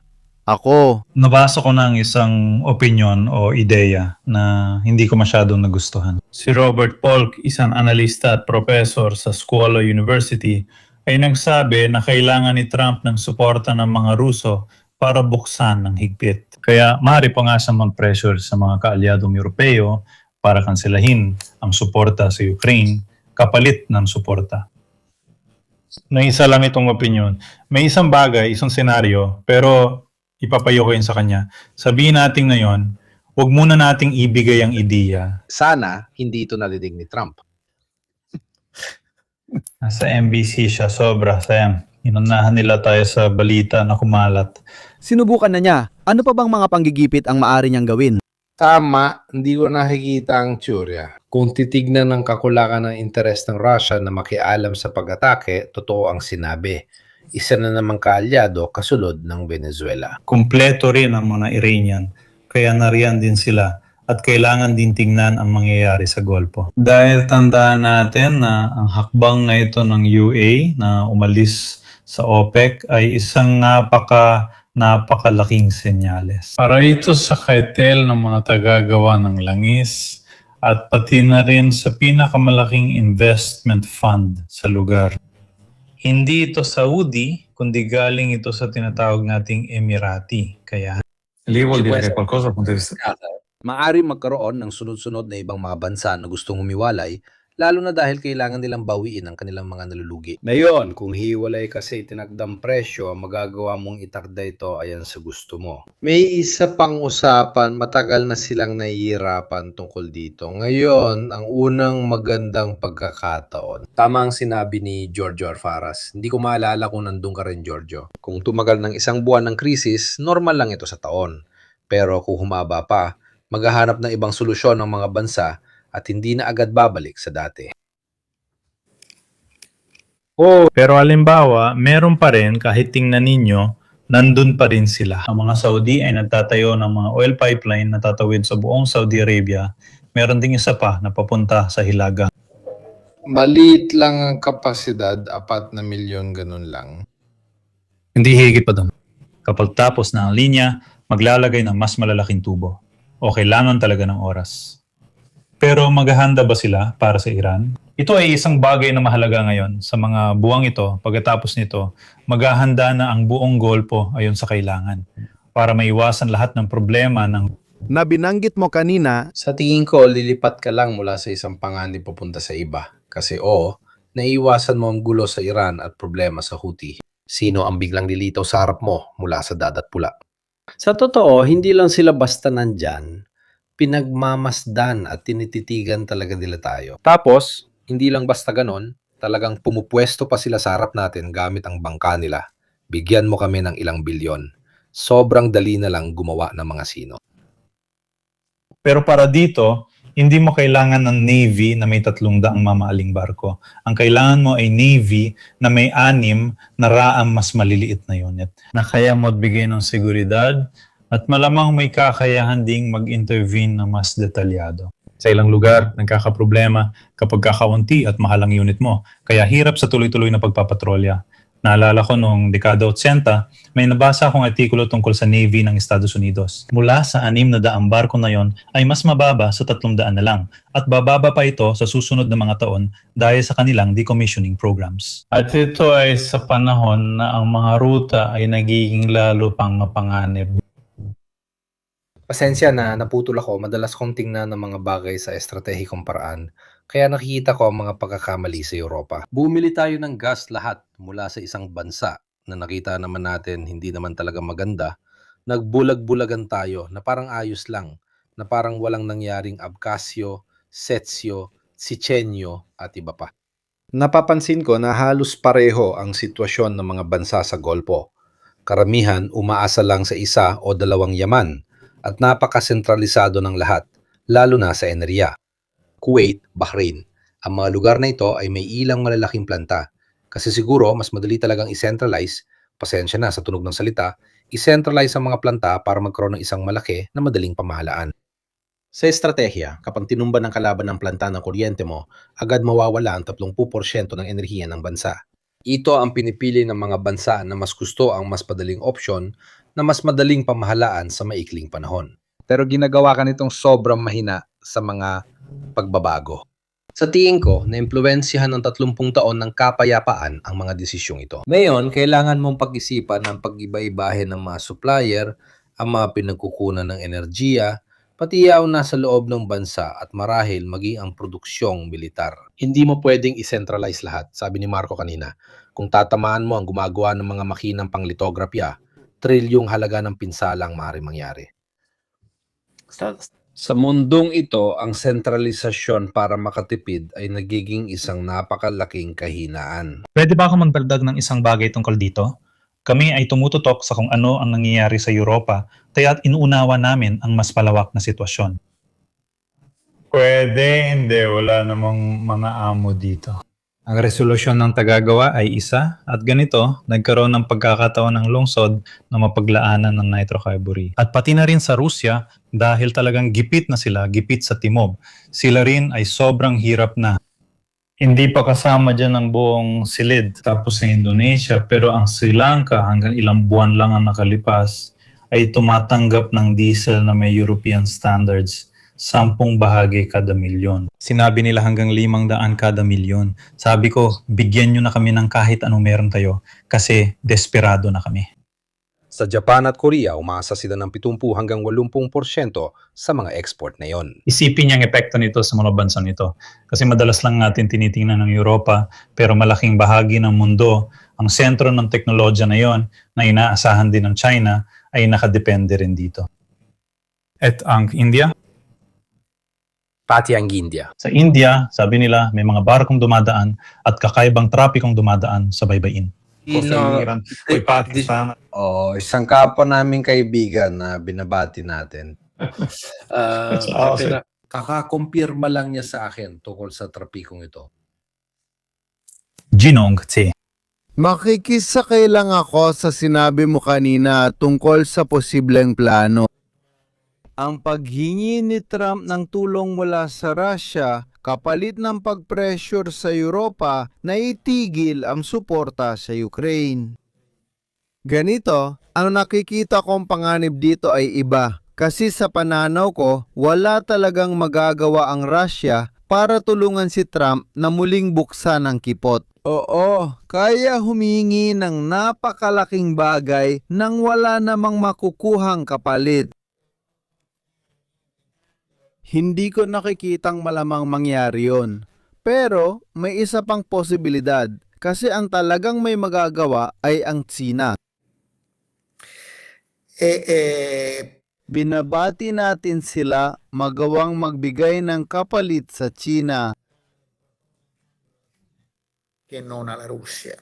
Kasi ang magbigay ng kapalit sa Rusya ay nangangailangan ng pagpapasunod sa Europa na sinubukan na nilang gawin pero hindi nagtagumpay. Samantalang para gawa ng pabor ang China, kailangan lang nilang pasunurin ang iba na medyo hindi kasing tibay na maaring tawaging Pilipinas, na maaring tawaging Vietnam, na maaring tawaging Indonesia, na maaring tawaging Italia. O Timog Korea kapag kasama ang Hapon ay nagiging mas mahirap pero tiyak na mas madali pa rin makakuha ng pabor ang China mula sa Amerika kaysa sa kakayahan ng Rusya. At kasabay nito, kaya rin magpataw ng presyon ng China sa Iran. Mas matagumpay kaysa sa kayang gawin ng Rusya na napatunayan na ang kanyang kawalang kakayahan sa riyon, habang ang China kahit sa pananaw ng ekonomiya ay kayang gumawa ng marami. Kailangan muling itayo ang Iran at alam ng Iran na hindi ang Rusya ang tutulong sa kanila para muling bumangon. Ang China naman ay may lahat ng kakayahan para muling itayo ang Iran. Kaya mas malamang na maging mas bukas ang Iran sa mga panawagan ng pagpigil mula sa Beijing na may sarili ring interes kaysa sa mga panawagan mula sa Rusya. At kasabay nito, mas madali para kay Trump na bigyang kasiyahan ng China halimbawa sa pamamagitan ng pagbitiw sa Taiwan kaysa bigyang kasiyahan ng Rusya dahil hindi niya kayang kumbinsihin ang Europa na itigil ang pagsuporta sa Ukraine. May panukala mula sa Rusya noong 1.5 taon o 2 taon na nakalipas. Iminungkahi ng mga Ruso na ipalit ang Venezuela sa mga Amerikano kapalit ng tulong, kaya may posibleng ipagpalit noon. Madalas kong tanungin ang sarili ko kung gusto talaga ng mga Amerikano na kunin ng Venezuela, nasa 30 minutong lipad lang ito sa kanila. At hindi ko tingin kailangan pa nila ng pahintulot sa mga Ruso. Ibig sabihin, nagpapalitan lang ng bagay kapag may pumipigil sa'yo kunin yon. Kaya nagkakaroon ng palitan. Pero dito, walang palitan. Pero ipinapakita nito na ang mga ideyang ito ay umiikot pa rin sa isang banda. O sa kabila naman. Sa kasamaang palad, Heto. Mga Gino, ano pa bang masasabi ko? Pasensya na kay Daniel na dahil sa inis ay nasira ang cellphone niya. Kukuha tayo ng isa pang Giuntano. Huwag mag-alala, hindi pa tapos ang kwento. Hindi pa rin ito tapos. Mag-relax lang kayo mga tol, parang ganon. Huwag kayong kumain sa kotse, mas mabuti sa bahay para hindi kayo masyadong gumalaw. Kasi ang mga solusyon naman ay puro harang sa harang, na sa huli ay magdudulot din ng mas malaking krisis o kaya ay pagbabalik ng mga pag-atake na siguradong wala rin patutuuhan. Kasi hindi naman sila basta bumabagsak, sumusuko o mga dalong bagay. Sa katunayan, malamang ay magkakaroon ng sunod-sunod na tugon mula sa Iran kung saan sila pwedeng gumanti sa ibang bahagi. Kaya halos walang nagbabago, maliban na lang kung si Trump ay biglang magpasya isang araw na tapos na tumuway na lang. Pakiramdam ko sa puntong ito, masyado na niyang inilantad ang sarili, kaya mahirap na siyang maka-atras ng organisado. Sa kasamaang palad, hindi gumana dito ang pormulang Venezuelan. Maliit na paalala na lagi ko nilalali sa dulo. Kasi huwag nating kalimutan na sa lahat ng kaguluhang ito, kalahati nito ay ang Israel din, na patuloy na ginagawa ang sarili nilang plano, at sila, oo, may plano talaga sila. Dahil ang mga ito, tulad ng mga Ruso, hindi gagalaw ng walang plano, kahit sa pagdumi. Kaya dito nagtatapos ang huling sipi mula kay Caccio Oktubre Pula. At para sa kanila, ayos lang ang lahat. Sa katunayan, ngayon tinutulungan pa nila ang United Arab Emirates gamit ang Iron Dome at malamang pati mga kontratang militar na lalo pang mapapalapit sa mga bansa sa Gulf. Hindi ko alam kung paano nila naintindihan ng tama ang kwentong ito. Kasi malinaw namang mga Israeli ang nagudyok sa mga Amerikano sa ideyang ito. Pero ngayon, ang mga monarkya sa Gulf ay naghahanap ng tulong kumbaga sa Israel. Hindi ibig sabihin na hindi mapupukaw ang galit ng mga Iranian sa mga base ng Israel tulad ng sa Amerika. Kaya mahirap maintindihan. Pero malinaw na ang mga kasunduan ng Abraham ay mukhang mas matibay kaysa sa lahat ng nangyayari ngayon. Gaza at lahat na iba pa. Pera ay pera, makikita natin. Maraming salamat sa lahat. Salamat kay Coronel, salamat kay Marco Busi, Moro sa naibahagi niya. Salamat kay sa 5 frame na yon at kay Paulo na hindi nakarating pero makakabawi siya. Magandang gabi sa lahat. magandang gabi.